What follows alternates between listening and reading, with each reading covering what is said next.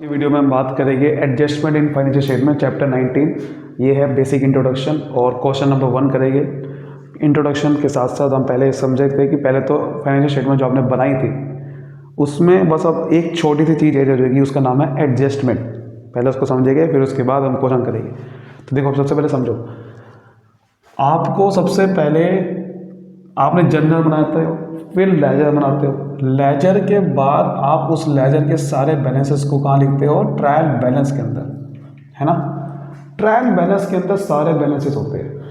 जैसे आपके एसेट के बैलेंस होते हैं, लाइबिलिटी के बैलेंस होते हैं, लाइबिलिटीज, कैपिटल के बैलेंस होते हैं, है ना।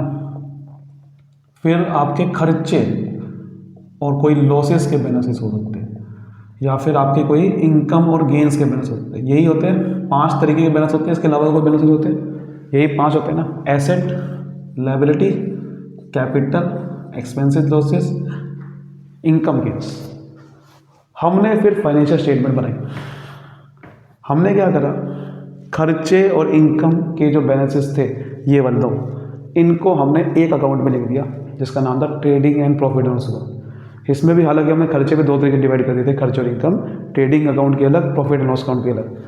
तो हमने इनके लिए अकाउंट बनाया था फिर trading and profit and loss account, है ना। नेट प्रॉफिट पता करने के लिए कि भाई साल में मैंने नेट प्रॉफिट या नेट लॉस कितना कमाया।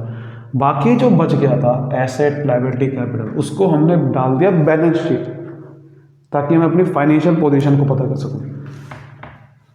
Balance sheet.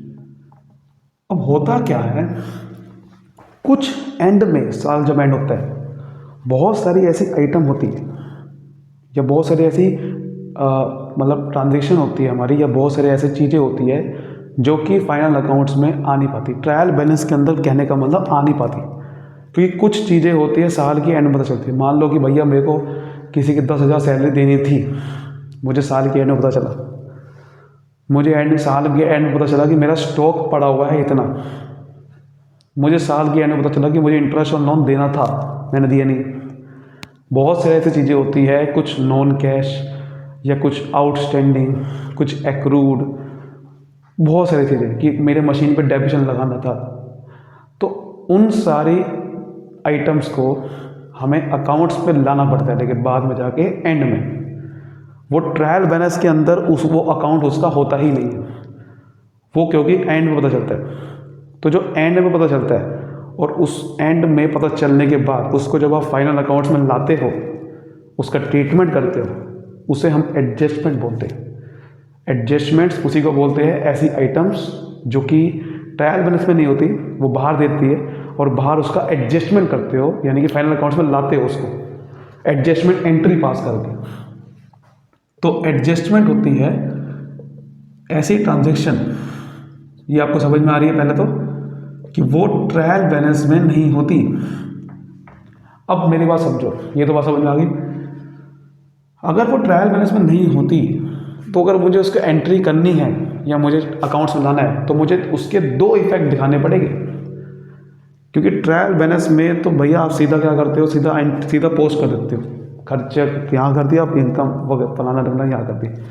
लेकिन अगर एडजस्टमेंट आपने एक जगह पे खाली पोस्ट कर दी, फॉर एग्जांपल स्टॉक के एग्जांपल बात कर सकते हैं कि आपको साल के एंड में पता चला कि मेरे पास 10,000 रुपये का स्टॉक बचा हुआ है, बिक नहीं पाया, ये अब मुझे अकाउंट्स में लाना है, फाइनल अकाउंट में लाना है। अब कैसे लाऊं? मुझे इस तरह से लाना है, क्योंकि आपको पता है कि भैया asset is equal to liabilities plus capital, ये इक्वेशन बिगड़नी नहीं चाहिए बिल्कुल भी। ये अकाउंटिंग की जड़ है, बैलेंस शीट की जड़ है ये। बैलेंस शीट बराबर, बैलेंस शीट में क्या होता है, एसेट और लायबिलिटी प्लस कैपिटल के बराबर होते हैं।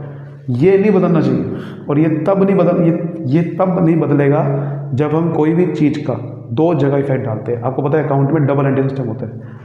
अगर इस स्टॉक को मुझे फाइनल अकाउंट बनाना है तो मुझे कहीं पे 2 जगह इफेक्ट डालना पड़ेगा। अगर कहीं डेबिट किया तो कहीं क्रेडिट भी करना पड़ेगा, कहीं प्लस किया तो कहीं माइनस करना पड़ेगा, जिससे ये इक्वेशन बराबर आ जाए। अब क्योंकि ये स्टॉक है, फ्यूचर में इसको यूज़ करूँगा तो उसे क्या मान सकता हूँ, एसेट। लेकिन अगर मैंने एसेट में मान लो 10,000 प्लस कर दिए तो कहीं अगर मैंने यहाँ पर 10,000 प्लस नहीं करे तो बैलेंस शीट मैच नहीं होगी, यानी कि अकाउंटिंग मैच नहीं हो रही होगी।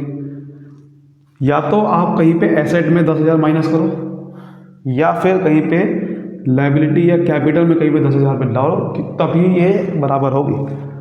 तो ये ध्यान रखना है, कोई भी एडजस्टमेंट क्वेश्चन में आप आएगी तो क्या कर रहे हैं, उसका 2 जगह इफेक्ट डालना है। इस चीज़ को दिमाग में रखना, क्योंकि वो ट्रायल बैलेंस में नहीं थी। ट्रायल बैलेंस में कोई चीज़ होती है तो उसका 2 जगह इफेक्ट पहले से पड़ चुका है, लेकिन इसका नहीं पड़ा, क्योंकि वो एंट्री हो के आई है ट्रायल बैलेंस के अंदर कोई भी चीज़। इसकी तो एंट्री हुई नहीं है, इसकी तो एडजस्टमेंट एंट्री करके तब आती है। तो इसीलिए इसका इफेक्ट आपको 2 जगह पे लाना पड़ता है, एडजस्टमेंट करनी पड़ती है। एडजस्टमेंट का मतलब ठीक करना पड़ता है। एडजस्टमेंट का मतलब क्या होता है, एडजस्ट करना, अकाउंट्स पे लाना किसी तरीके से एडजस्ट करके। तो एडजस्ट करके एडजस्टमेंट एंट्री बोल देते हैं। तो एक जगह एसेट मान लिया तो दूसरा क्या मान सकता हूँ, दूसरा बेसिकली ये स्टॉक एक ट्रेडिंग अकाउंट का पार्ट है। ध्यान रखो, ट्रेडिंग अकाउंट में ओपनिंग स्टॉक आता था, परचेज आता था, तो ये उसी का पार्ट है।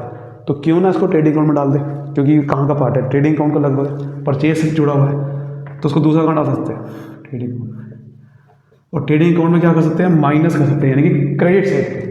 एसेट होता है डेबिट, इसको ये होता है, इसको डाल दें क्रेडिट साइड पे। तो एक जगह का डेबिट किया तो दूसरी जगह क्रेडिट किया, ताकि बैलेंस बराबर आ जाए। यानी कि अगर ये ट्रेडिंग अकाउंट में क्रेडिट साइड पे है तो ये इनकम है, इनकम आती है, कैपिटल बढ़ाती है लास्ट में जाके, तो यानी कि कैपिटल 10,000 से बढ़ जाएगी, तो बैलेंस शीट टैली करेगी। तो मतलब इस तरीके से हम करने वाले हैं, एक जगह पे कहीं पे बढ़ाएंगे तो दूसरी जगह बढ़ाएंगे, या तो उसी जगह पे उसी कैटेगरी में माइनस करोगे। तो ये एडजस्टमेंट होती है। अब देखते हैं क्वेश्चन के थ्रू समझते हैं कैसे करेंगे। जैसे सबसे पहले आपके सामने एक क्वेश्चन आ रहा है, ये क्वेश्चन जरा पढ़िए कैसे करेंगे। ये क्वेश्चन आपके सामने आ रहा है सबसे पहले, following are the balances extracted from the books of Gurman as on 31 March 2023।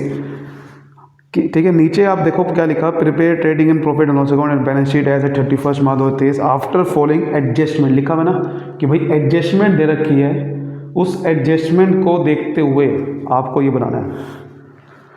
तो चलिए सबसे पहले यहाँ पर फॉर्मेट बनाते हैं trading and profit loss account का, फिर मैं आपको साथ साथ बताऊंगा क्या करना होता है। Trading and profit and loss account, यहाँ लिखेंगे for the year ended 31 March 2023। ठीक, ये क्रेडिट हो गया, ये डेबिट हो गया, पर्टिकुलर्स अमाउंट, ठीक है, फिर ये पर्टिकुलर्स अमाउंट। चलिए ट्रेडिंग अकाउंट तो आप बनाते ही आ रहे हो, आपको बनाना चाहिए। सबसे पहले आपको याद होगा क्या लिखते हैं, पुराना स्टॉक बचा हुआ जो, वो टू ओपनिंग स्टॉक, याद है आपको, याद होना चाहिए। देखो ओपनिंग स्टॉक कहाँ दे रखा है, ये देखो स्टॉक ऑन 1 अप्रैल 2022, जो इस साल के स्टार्टिंग में स्टॉक पड़ा हुआ उसे क्या बोलते हैं, ओपनिंग स्टॉक। लिखते 16 जाते हैं, फिर लिखते हैं टू परचेजेस, कोई नया स्टॉक खरीदा।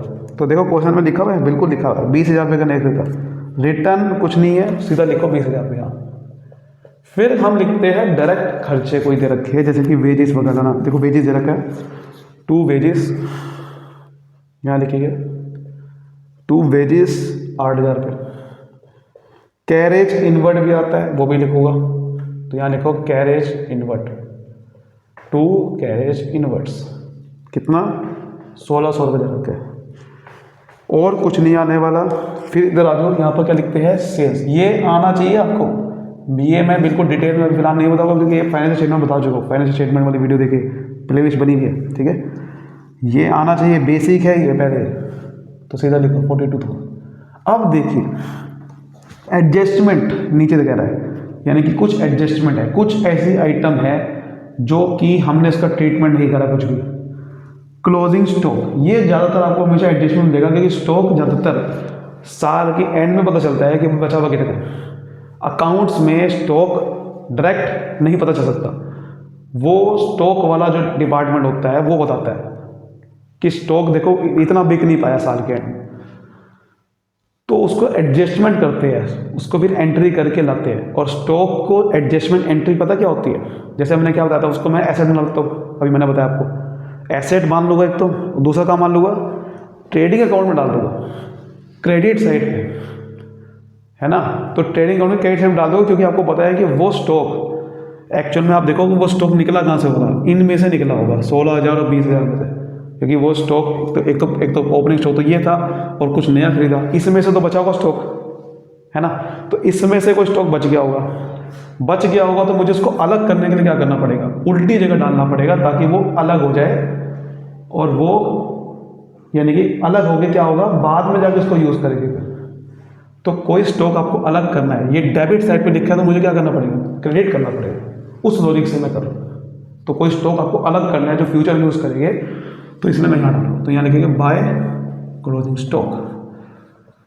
और आप ध्यान से देखो, इसकी एंट्री भी होगी, अगर आपको एंट्री पूछे, closing stock account debit, trading account credit है, टू ट्रेडिंग अकाउंट क्रेडिट है, तो क्लोजिंग स्टॉक अकाउंट डेबिट है, तो एंट्री होगी closing stock account debit to trading, adjustment entry ये होगी। वो दे रखा 16,000 रुपये, बस और कुछ नहीं आएगा। टोटल करते चला, इसका कितना आ रहा है, 58,000 आ रहा है। यहाँ पर भी 58,000 आना चाहिए। इधर आ जाएगा फिर to gross profit carry down, इसको माइनस करते हैं। जैसे इसको 36 माइनस करोगे तो आ गया 42, और 8,000 माइनस करोगे तो कितना आ गया 34, 1600 माइनस करोगे कितना आ गया, हाँ एक मिनट ज़रा, ये थोड़ी सी गड़बड़ हो गई थी यहाँ पर, फिर एक मिनट ज़रा, परचेज हो गया, कुछ रह तो नहीं गया ना, हाँ मैन्युफैक्चरिंग एक्सपेंसेस भी आने थे, ये भी आएगा, सॉरी। तो यहाँ लिखेंगे ये भी आपका खर्चा था, इसी से जुड़ा हुआ ये रहेगा मैन्युफैक्चरिंग एक्सपेंसेस, ठीक है। वो कितने दे रखे हैं, 1,500 रुपये दे रखे थे, वो भी आएंगे, ठीक है, वो भी आएंगे। और परचेज 20,000 रुपये था, बिल्कुल। वेजेस 8,000 रुपये था, 16,000 रुपये आ चुका है, बिल्कुल आ चुका है, ठीक है। चलिए अब इसका टोटल निकाल के कोशिश करते हैं, ठीक, टोटल कैसे निकलेगा। 58,000 है, ये 36,000 है, 44 हो गया, हाँ ये आ जाएगा 10,900, ये गलत निकल रहा हूँ, 10,900 आएगा। फिर बाय ग्रॉस प्रॉफिट क्या करते हैं, ब्रॉड डाउन कर देते हैं, 10,900 को इधर लिखूँगा।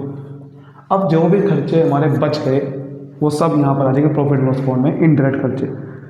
जैसे कि आपके सामने सैलरी वगैरह होगा, सैलरी दे रखा है देखो, तो सैलरी लिखो सबसे पहले, 2 सैलरीज 8,000 रुपये। रिपेयर्स ये भी खर्चा है, ये सब आएगा यहाँ पर 1,900 रुपये। रेंट दे रखा है। अब देखो रेंट के बारे में कुछ एडजस्टमेंट दे रखी है जो कि ट्रायल बैलेंस के अंदर नहीं था। क्या है एडजस्टमेंट, रेंट आउटस्टैंडिंग 500 रुपये, नीचे देखोगे तो इसका मतलब है कि 500 आउटस्टैंडिंग का मतलब होता है, आपने पढ़ा भी होगा जनरल में भी, कि ऐसा खर्चा जो पे करना था करा नहीं, मतलब कोई रेंट ऐसा था 500 रुपये का जो कि मैंने पे करना तो था बट करा नहीं है, तो ट्रायल बैलेंस में कोई नहीं लिखा हुआ था इस बारे में, आउटस्टैंडिंग रेंट को पहले से था, इसकी एडजस्टमेंट करनी पड़ेगी। यानी कि क्या करना पड़ेगा, रेंट था आपका 4500 का, 4500 नहीं लिखूँगा क्योंकि हम एक्चुअल बेसिस पे अकाउंटिंग करते हैं, हम सारे खर्चे लेते हैं, चाहे कैश हो चाहे नॉन कैश हो। आउटस्टैंडिंग खर्चा जो रेंट का है वो भी लिखूँगा इसके अंदर, इसी में प्लस कर दूँगा क्योंकि रेंट से जुड़ा हुआ खर्चा है ना, वो खर्चा हुआ नहीं है, करना तो था ना, वो भी लिखते हैं यहाँ पर as per out actual concept. तो आउटस्टैंडिंग रेंट जो है वो इसी के अंदर जोड़ दूंगा 500 रुपये, तो रेंट एक्चुअल में 5,000 रुपये का इसका मतलब ये होता है। लेकिन मैंने आपको क्या बताया, ये एक बहुत इंपॉर्टेंट चीज़ है, इसको जो मैंने अगर यहाँ लिखा है तो एक जगह पे और लिखना पड़ेगा ताकि बैलेंस शीट मैच हो जाए, क्योंकि मैंने क्या होता है एडजस्टमेंट को 2 जगह ट्रीटमेंट करना है। अगर मैंने आउटस्टैंडिंग रेंट यहाँ लिखा है तो कहीं और भी लिखना पड़ेगा, ये लायबिलिटी होती है मेरी, रेंट पे करना है फ्यूचर में। अगर मैंने यहाँ पर लिख दिया इसका मतलब यहाँ से कैपिटल कम हो जाएगी, कि खर्चे से क्या होता है अकाउंटिंग क्वेश्चन याद करो, कैपिटल कम हो जाएगी। अब या तो मुझे इसको लायबिलिटी में प्लस करना होगा या तो एसेट बनाना होगा। एसेट तो है नहीं मेरा रेंट, आउटस्टैंडिंग रेंट क्या होता है, एसेट तो होता नहीं, लायबिलिटी है, तो लायबिलिटी बना दूंगा ऐसे। ध्यान रखना 2 जगह ट्रीटमेंट करना पड़ेगा वरना बैलेंस शीट मैच नहीं होगी। और क्या दे रखा है, बैड डेट दे रखा है, बैड डेट आएगा 2 बैड डेट्स, 2 बैड डेट 5,000। उसके बाद एडजस्टमेंट में देखो एक और दे रखा है depreciate plant and machinery, plant and machinery पे डेप्रिसिएशन लगाना है, एडजस्टमेंट में दे रखा है वो भी। तो यहाँ देखो खर्चा है वो, खर्चा कहाँ लिखते हैं यहाँ पर, टू खर्चे को यहाँ लिखते हैं, क्या खर्चा है, नॉन कैश खर्चा है बट खर्चा है तो पहले लिखो to depreciation on plant and machinery. देखो प्लांट एंड मशीनरी 1,20,000 रुपये की दे रखी है, उसको 10% का डेप्रिसिएशन लगना है तो 12,000 का लगेगा। ऐसे ही वो कह रहा है डिलीवरी व्हीकल पे लगेगा, तो यहाँ लिखो to depreciation on delivery vehicle. Delivery vehicle भी दे रखी है 26,000 की, 26,000 का 15% लगेगा। तो 26,000 रुपये का 15% कैसे निकालूंगा भाई, 2 जीरो काटूंगा तो 15 2 30, 15 6 90, 3900। अब जैसे मैंने आपको बताया था कि ये एडजस्टमेंट में है डेप्रिसिएशन, तो इसका 2 जगह ट्रीटमेंट करना होगा, ये नहीं करूँगा तो फंस जाऊँगा। कैसे करना पड़ेगा डेप्रिसिएशन, देखो खर्चा माना हुआ मैंने, तो कैपिटल में से ये सारा माइनस हो गया होगा, 12,000 माइनस हो गया होगा, 3900 माइनस हो गया होगा। अब या तो मुझे इसको लायबिलिटी में प्लस करना पड़ेगा, क्योंकि asset is equal to liabilities plus capital होता है, या तो मुझे यहाँ प्लस करना पड़ेगा, लेकिन लायबिलिटी तो होती नहीं डेप्रिसिएशन मेरी, ऐसा थोड़ी मुझे पे करना है, मैं तो खर्चा मान चुका हूँ। प्रॉब्लम यह है इसको बना इसको एसेट यानी कि जो प्लांट एंड मशीनरी की वैल्यू डाउन हो गई है उसमें से माइनस करना पड़ेगा। मतलब जब मैं एसेट लिखूंगा उसमें जो प्लांट एंड मशीन लिखूंगा उसमें से डेप्रिसिएशन माइनस करके दिखा दूंगा, तो एसेट 12,000 से कम हो जाएगा, काम हो गया। तो capital asset is equal to depreciation पर कैपिटल हो जाएगा। ऐसे ही डिलीवरी व्हीकल जब लिखूंगा उसमें से डेप्रिसिएशन माइनस करके दिखा दूंगा 3900, तो काम हो जाएगा। इस तरीके से दिमाग लगाना पड़ता है कि लॉजिक होता है कि भाई एसेट में से माइनस क्यों कर रहा हूँ, क्योंकि माइनस नहीं करूँगा डेप्रिसिएशन वहाँ पर तो भैया बैलेंस शीट मैच हो गई, क्योंकि ये एडजस्टमेंट में था। समझ रहे हो बात को? तो ये चीज़ ध्यान से रखना। अब आप आंसर कर सकते हो, अब आप आंसर निकालो जरा कितना आ रहा है। और कुछ नहीं है खर्चा, ना इनकम दे रखी है, चुपचाप अब क्वेश्चन करो, आंसर निकालो। ये 10,900 नहीं, इस बार देखो ये साइड बड़ी आ रही है, बहुत बड़ी आ रही है, 10,900 नहीं है, इसका टोटल करो। ये हो गया आपका 14,900, 14,900 हो गया, ये 17,000, 17 और 15,900 हो गया। ये आ जाएगा आपके सामने 30,800। ठीक है, 30,800 में से 10,900 गए, हाँ 24 नहीं, ये कितना आ रहा है, 1 मिनट जरा, थोड़ा सा शायद कैलकुलेशन में गड़बड़ हो गई है, 1 मिनट जरा देखते जरा क्या आ रहा है। ठीक है, सॉरी, ये आएगा 24,900। जब आप इसको टोटल करोगे 35,800 आएगा, उसमें से माइनस करेंगे तो इस बार लॉस आ रहा है, तो यहाँ लिखूंगा by net loss transfer to capital account, 24,900 का लॉस आएगा। अब हम बनाएंगे बैलेंस शीट, बड़े बेहतरीन बैलेंस शीट बनने वाले, चाहिए अब बैलेंस शीट बनते हैं। अब बैलेंस शीट गुरमन, क्वेश्चन में गुरमन लिखा हो तो गुरमन लिख रहे थे। ठीक है, अब देखिए सबसे पहले यहाँ पर आप लायबिलिटी लिखिए, कैपिटल पहले लिखते हैं, कैपिटल लिखो यहाँ पर। ओपनिंग बैलेंस कितना दे रखा था पहले यहाँ पर कैपिटल का, यानी कि कैपिटल कितनी दे रखी थी क्वेश्चन में, 1,90,000 है ना, 1,90,000 की दे रखी थी। इसमें सबसे पहले ऐड करते थे नेट प्रॉफिट, लेकिन लॉस है तो लेस करो इस पर, तो लेस नेट लॉस। अभी आपने निकाला कितना, बताओ फटाफट जल्दी, 24,900, 24,900 निकाला। इसमें ऐड कर दो पहले, तो ये आ जाएगा 2 लाख इतना। फिर इसमें से ड्राइंग्स माइनस कर देते हैं, दे रखी है क्वेश्चन में, बिल्कुल दे रखी है, 7,000 रुपये की दे रखी है, तो ड्राइंग्स माइनस कर देते हैं, तो ड्राइंग्स माइनस कर देंगे। ठीक है, और अब मैं आपको एक बहुत बड़ी चीज़ बताने वाला हूँ, देखो ध्यान से। बहुत बड़ी गलती क्या होती है, एडजस्टमेंट की ही सबसे बड़ी गलती होती है, उसका 2 जगह ट्रीटमेंट नहीं करते, जिस वजह से बैलेंस शीट मैच नहीं होती। फिर रोते हैं लोग स्टूडेंट्स कि बैलेंस शीट मैच नहीं हो रही, मैच नहीं होती हमारी। भाई मैच नहीं होती, तुम कॉन्सेप्ट को समझते हैं। कॉन्सेप्ट ये है कि हर चीज़ का 2 जगह इफेक्ट होना चाहिए, ये दिमाग में घुस गया तो काम हो गया। ट्रायल बैलेंस में जितनी आइटम होती है सबका 2 जगह इफेक्ट हो चुका है, लेकिन एडजस्टमेंट में नहीं हो पाया, जिस वजह से गड़बड़ हो गई है। एडजस्टमेंट को ध्यान से देखते रहना है। अगर आपने उसको 2 जगह इफेक्ट नहीं करा तो बैलेंस शीट मैच नहीं होगी। ये ध्यान रखना था बस। फिर बैलेंस शीट मैच होगी, बिल्कुल 101% होगी। नॉन करंट लायबिलिटी नहीं है तो सीधा लिखो करंट लायबिलिटी। मैं आपको वो बता रहा हूँ जो बैलेंस शीट लोग रोते हैं क्यों नहीं मैच होती, उसके पीछे जड़ ये है, यही जड़ है, कॉन्सेप्ट क्लियर नहीं है।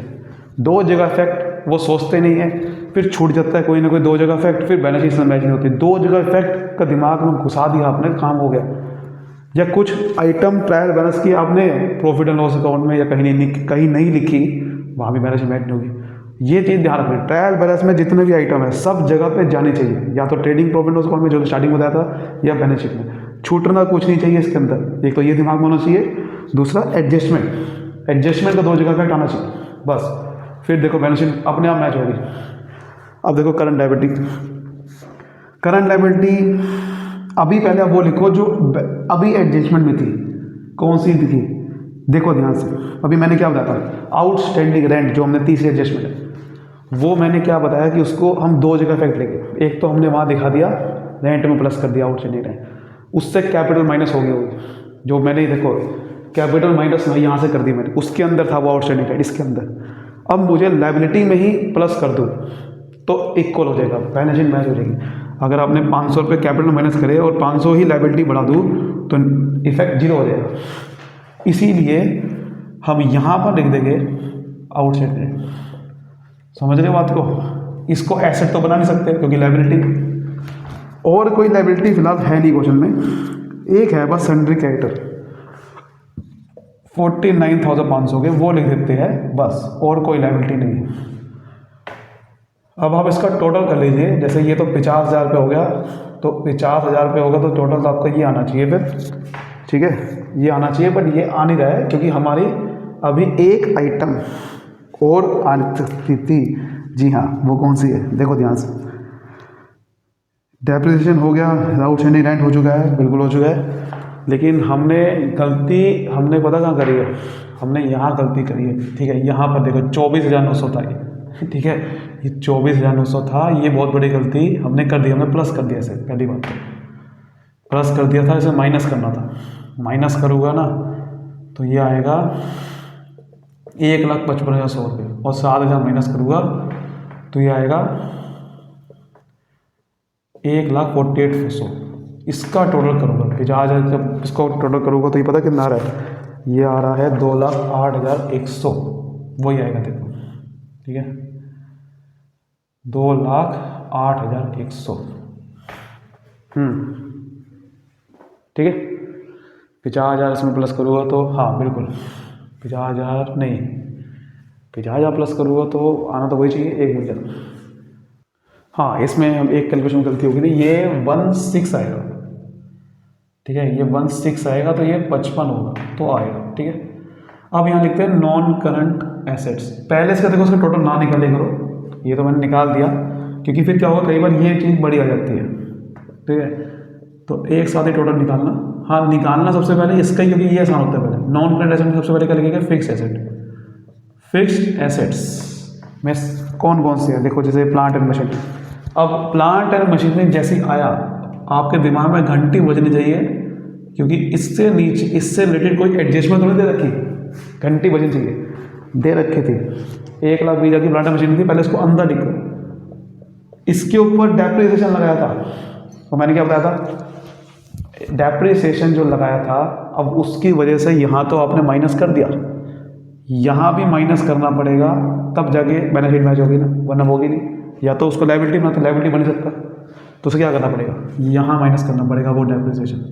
तो इसलिए जिस चीज़ का वो इफेक्ट है उसी के अंदर तो दिखाना है। प्लांट एंड मशीनरी का डेप्रिसिएशन था ना वो, तो 12,000 रुपये का था ना वो, तो ऐसे माइनस कर दो, अब बैलेंस शीट मैच होगी। वरना अगर ये माइनस नहीं करोगे तो बैलेंस शीट मैच नहीं होगी। ऐसे डिलीवरी व्हीकल था, डिलीवरी व्हीकल याद है आपको, 26,000 रुपये का था, फिर मैंने उसके ऊपर डेप्रिसिएशन लगाया था, वो इसके अंदर आ गया था, इसके अंदर आ गया था ना, आपने माइनस भी इसके अंदर माइनस भी कर चुके हो, तो यहाँ भी तो माइनस करना पड़ेगा 3900, क्योंकि तो मैच होगा, तो यहाँ माइनस करूँगा तो ये आ जाएगा 22,100, ठीक है।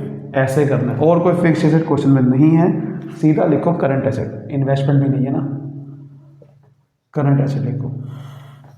करंट एसेट में सबसे पहले लिखो क्लोजिंग स्टॉक, जो आपके एडजस्टमेंट में रखा है, क्योंकि वो हमारा मैंने क्या बनाया था, क्लोजिंग स्टॉक आपने एडजस्टमेंट को दूसरी जगह ट्रीटमेंट हो रहा है। ट्रेडिंग अकाउंट पर लिख दिया, वहाँ लिख दिया क्रेडिट साइड पे, यानी कि इनकम, मतलब वो एक तरह का आपका इनकम आपने बढ़ा दी, प्लस कर देना आपने एक तरह का। क्लोजिंग स्टॉक के क्रेडिट साइड पे लिख दिया, यानी कि उसको इनकम मान लिया। इनकम मान लिया तो आपकी कैपिटल बढ़ गई। अब आपको कुछ ना कुछ और बढ़ाना पड़ेगा। अब एसेट बढ़ा रहे 16,000 से। ऐसा मैं आपको बता रहा हूँ लॉजिक, जिससे आप हमेशा समझोगे, रट्टा नहीं लगाओगे। और देखते हैं हमारा कौन कौन सा दर रखा था भैया। अब आपके सामने सीधा देखो सन्ड्री डेटर, और कुछ नहीं है आपके सामने। करंट एसेट सन्ड्री डेटर 36,000 रुपये। और अब सीधा देखो कैश एट बैंक, और कुछ नहीं है 26,000। अब जैसे मैंने आपको बताया कि कुछ भी ट्रायल बैलेंस में छूटना नहीं चाहिए, आपकी balance sheet hundred balance match होगी। और एडजस्टमेंट का 2 जगह ट्रीटमेंट करना चाहिए। एडजस्टमेंट का देखो 2 जगह हमने ट्रीटमेंट कर दिया, आउटसाइड रेंट भी कर दिया, डेप्रिसिएशन भी कर दिया, क्लोजिंग स्टॉक भी। कोई ट्रायल बैलेंस का आइटम छूटनी नहीं चाहिए, हर जगह पे सही इफेक्ट होगा, तो दिक्कत कोई नहीं, हर जगह पे हो चुकी है। अब आपकी बैलेंस शीट 101% मैच होगी। इसका भी टोटल करो। ये पहले इसका टोटल हमने कर लिया था, कितना था, 2,08,100 आ रहा था ना। ये कितना, 1,08,000 पे 1,22,100, 16,000 पे हो गया। और ये हो गया 62,000। ठीक है, एक मिनट। कैश एट बैंक 26,000 का था बिल्कुल। सन्ड्री डेटर कितने थे, 36,000 के थे, बिल्कुल सही बात है। ठीक है ठीक है, ये हो चुका है। हाँ अब देखो, ये 22,000, सॉरी ये 22,000 को प्लस करोगे तो 1,08,000, ये नहीं आएगा। 1,08,000 में 22,100 प्लस करोगे तो ये आएगा, ये आएगा 1,30,100। ठीक है, फिर 16,000 प्लस करोगे तो ये आ गया 1,46,100। फिर ये 62,000 प्लस करोगे, देखो वही आ गया 2,01,000। समझ गए ना बात को। तो जो मैं आपको ट्रीटमेंट ऐसे समझोगे तो कभी ज़िंदगी में ऐसा कभी नहीं होगा कि बैलेंस शीट ना मैच करे। आपको ये चीज़ ध्यान रखनी है बस, कि भाई ट्रायल बैलेंस के अंदर एक्सपेंसिव की साइड पे सारे आगे के नहीं आगे, ये देख लो। इनकम साइड पे सारे आगे नहीं आगे। ठीक है, और उसके बाद एसेट की साइड पे आगे नहीं आगे, लायबिलिटी से आगे बढ़ेगी। और एडजस्टमेंट देखो, फिर एडजस्टमेंट 2 जगह आगे नहीं आगे, बस फिर देखो trial balance balance sheet 100% match होगी। तो उम्मीद करते हैं आपको समझ में आएगा। तो वीडियो को लाइक करें, सब्सक्राइब करें। Thank you so much, all the best.